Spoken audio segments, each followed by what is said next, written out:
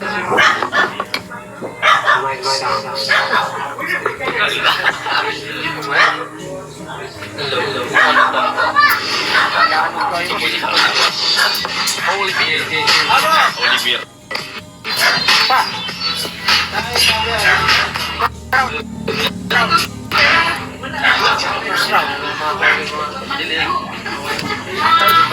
Yes, bastante.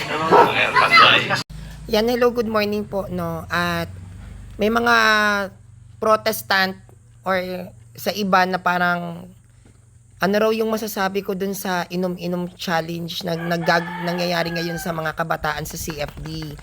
At gusto daw nilang makita sa akin na gayahin ko yung mga yan. Iba-iba kasi ng pamamaraan ang bawat Katoliko kung paano nila i-express ang aral ng simbahang Katolika. Sa akin kasi hindi ko kayang gawin yan eh. Well, hindi naman mali yung mag-inom ka. Ang mali, maglasing ka. Kaya lang sa akin kasi, prangkahan lang, kinoconsider ko rin yung nararamdaman ng ibang mga Katoliko. Kasi syempre baka may mga Katoliko na trauma sa alak dahil yung mga asawa lasenggo, or baka makita ako na mga bata na iniidolo ako, baka yan ang maging pananaw na okay lang naman ang mag-inom basta wag lang maglasing, baka pag-aralan nilang uminom. So dahil isa rin ako sa public influencer, public figure, hanggat maaari, ayokong nakikita kung humahawak ako ng alak. And isa pa doon is ayaw ng magulang ko ng ganyan. Yung magpo-post ako, magla-live ako nakikipag-inuman. Doon na alam ng parents ko na bago nila ako talaga ma-meet up is umiinom na ako ng alak. Pero ayaw ng parents ko pagdating sa inuman. So isa din yun kung bakit hindi ko rin siya kayang gawin. Pero on my personal opinion, hindi ko siya kayang gawin kasi public figure nga ako, debater din ako, and preacher ng simbahang Katolika. Baka kasi gayahin ako ng mga minor de edad, o kaya mas bata pa talaga sa inaasahan, or baka ma-inspired lalo yung mga lasenggo dyan na, di ba kaya nga, sabi nagsimula sa patikim-tikim hanggang sa ang bisyo ay lumalim. Ayokong maging dahilan para bigyan sila ng inspirasyon na tumikim ng alak. Hanggat maaari, much better na wag na lang uminom ng alak.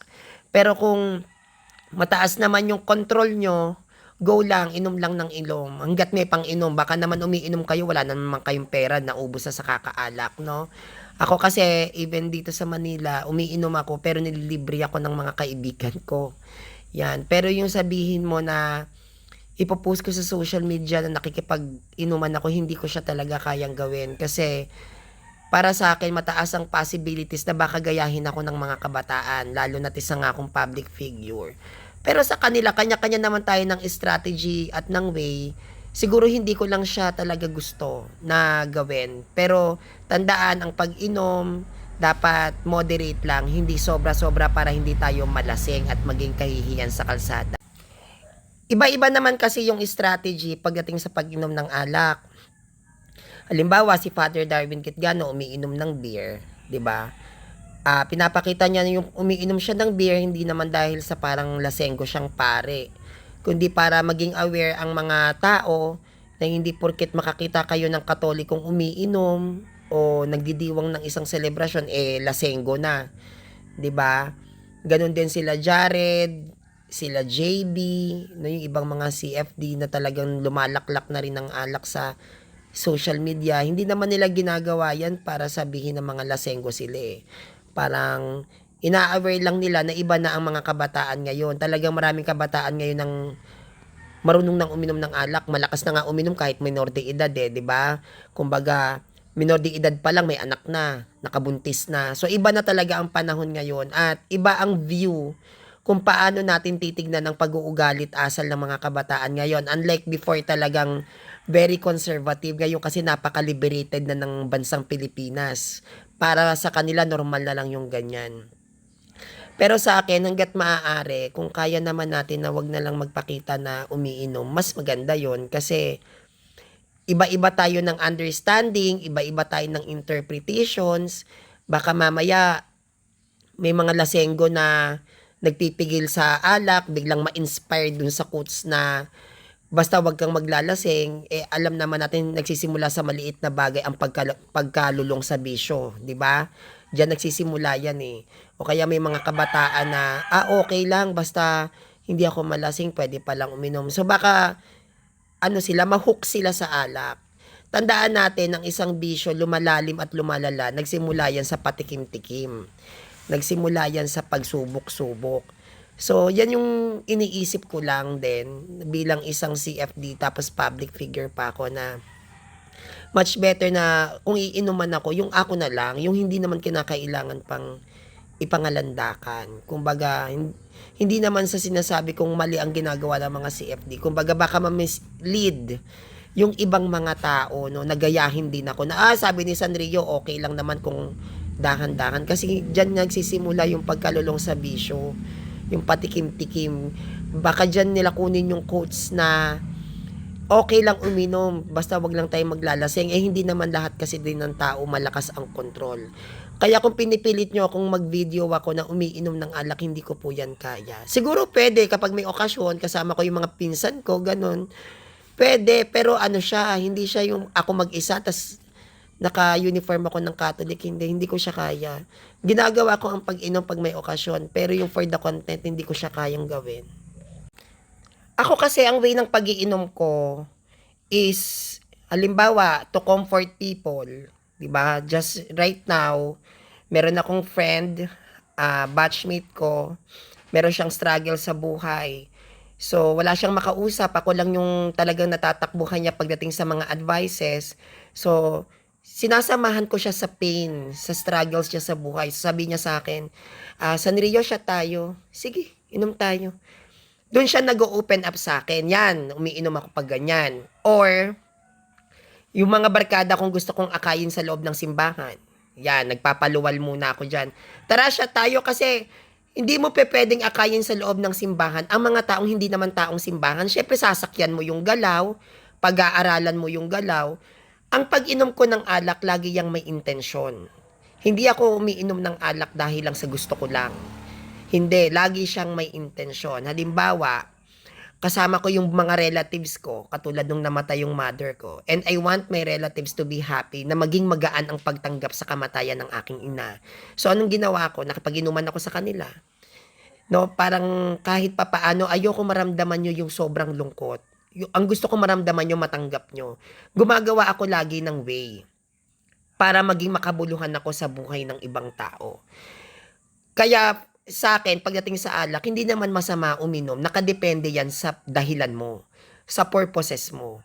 Kasi ako talaga, kapag lasing ako, inaamin ko yan, lasing ako. Tsaka sinasabi ko yan kay mami, sa mami ko, pinapagalitan ako yan, umiiyak nga ako dyan eh. Nag-inom ka, sino may sabing mag-inom ka, sino may sabing maglasing ka. Talagang hindi ako kinakausap ni mami. Kaya ang ginagawa ko, talagang bumabawi ako kay mami. Doon na alam ni mami, talagang umiinom ako ng alak. Pero, ang ginagawa nila mami sa kanila daddy, kinokontrol ako sa pag-inom. Kasi syempre nakasanayan ko siya, nakalakihan ko siya. Kumbaga umiinom ako ng alak noon para sa trabaho. Ngayon umiinom ako ng alak para i-comfort yung mga taong nangangailangan ng counseling. Syempre mabigat yung pinagdadaanan. Gusto nila maglabas ng sama ng loob. Umiinom sila, mapababae, mapalalaki. Minsan umiinom ako kasi itong mga kabataang tong hirap akayin sa simbahan. Kailangan ko pa nang mag-hocus-pocus, utuin tong mga to. So nakikihalubilo ako. Kumbaga may dahilan kung bakit ako umiinom. Pero para ipakita pa sa public, yung pag-inom ko, hindi ko talaga siya kaya. Mas gusto ko na umiinom ako nang hindi nakikita ng maraming tao. Like what I've said. Ayokong ma-inspired sila sa akin dahil sa pag-inom ko ng alak. Gusto ko maging inspired sila sa akin dahil sa pag-aaral na hindi mo kinakailangang umasa sa iba kung kaya mo namang gawin siya ng mag-isa. Ganun kasi yung mindset ko, lagi siyang may dahilan. Pag ako gumagawa ng isang bagay, laging may dahilan. Ayun, well, para sa akin, much better na lang, lalo na sa mga kabataan ng CFT, huwag na tayong mag-post na umiinom tayo ng alak. Kasi, di ba nakasulat din naman sa Bible, and we are the defender of the Catholic Church, na huwag tayong magiging sanhi ng pagkakasala sa iba. Di ba? Mas mabuti ng sabitan ka ng gilingang bato sa leeg kaysa ikaw maging sanhi ng pagkakasala.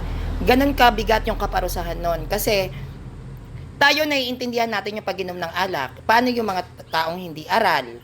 'Di ba? Paano yung mga kabataan na ang magiging mindset is okay lang naman uminom, basta wag maglasing. So, parang pinapalabas natin is okay lang pala uminom. 'Di ba? Daw na wala namang masama, hindi naman siya kasalanan, pero mas maganda kung i-promote na lang natin yung wag na lang uminom ng alak. No, lalong-lalo na sa mga kabataan ngayon. Pangalawa, syempre, maging concerned din tayo sa kalagayan ni Father Darwin Gitgano.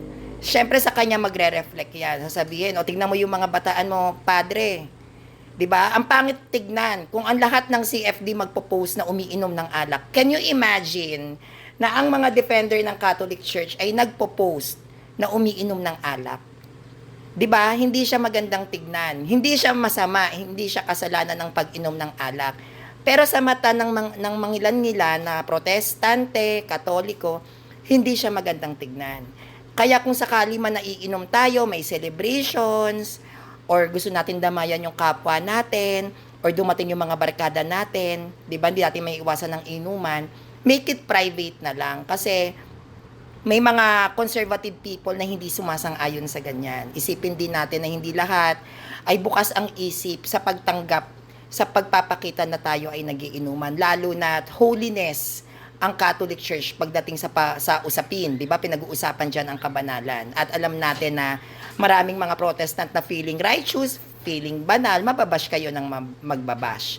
So, ang gawin na lang natin, make it private na lang at mas lalo na lang siguro nating paigtingin na hanggat maaari, wag na kayong uminom ng alak kasi yang pakunti-kunting pag-inom, yan ay lalalim ng lalalim hanggang sa kayo ay hindi na makatakas dyan. I've been there. I promise. At ang hirap niyang talagang layuan. Nanginginig yung buong laman mo, uhaw na uhaw ka, hindi ka makatulog. Yes, before. Napakahirap niya. Nagsimula rin ako sa patikim-tikim hanggang sa nagustuhan ko na siya, naging libangan ko na. At pampatulog ko na na parang hindi ako makakatulog hanggat hindi ako lasing. At ayoko matulad din yung ibang mga kabataan sa ganyang klaseng pagko-content. Siguro much better make it formal, gawin nating maayos kasi hindi talaga siya nakakabuti na makita naman sa ating mga CFD na may hawak tayo ng bote ng alak. Buti sana kung wine.